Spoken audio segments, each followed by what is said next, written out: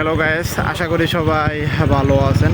আবারও আপনাদের মাঝে একটি ব্লগ ভিডিও নিয়ে আসলাম। আজকে ব্লগ ভিডিওটা হলো আমরা কাঁঠাল কিনতে যাব। তো আমরা কাঁঠাল কিনতে যাওয়ার পথে আমরা যে রাস্তা দিয়ে যাবো আর যা যা দেখতে পাবো সেগুলো আপনাদের মাঝে তুলে ধরবো।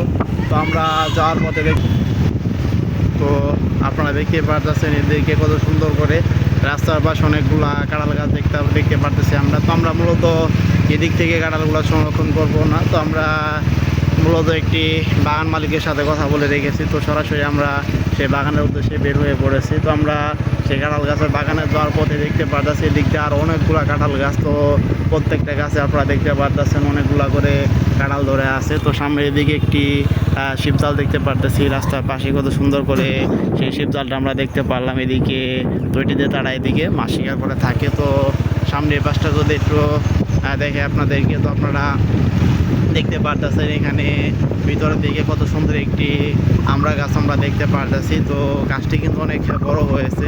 তো এ পাশটা যদি একটু আপনাদেরকে দেখাই, এ পাশে যাওয়ার পথে এদিকে একটি ছোটো মেয়েটি গাছ দেখতে পারতেছি।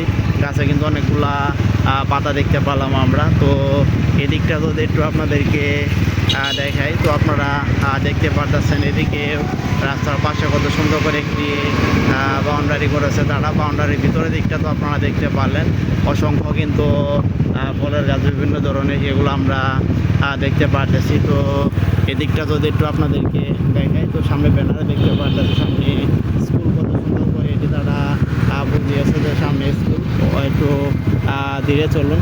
তো দেখতে পারতেছেন এই সেই স্কুল, কত সুন্দর করে স্কুলের এদিকে আবার একটি চালতা গাছ আমরা দেখতে পারতেছি। তো সামনে কিন্তু একটি রেল ক্রসিং আমরা দেখতে পেলাম। রেল ক্রসিংটা পার হয়ে কিন্তু আমরা আমাদের গন্তব্যস্থানে চলে যাব। তো আপনারা এতক্ষণ পর্যন্ত যারা আমার ব্লগ চ্যানেলে ব্লগ ভিডিওটা দেখলেন তারা সবাই ভালো থাকবেন।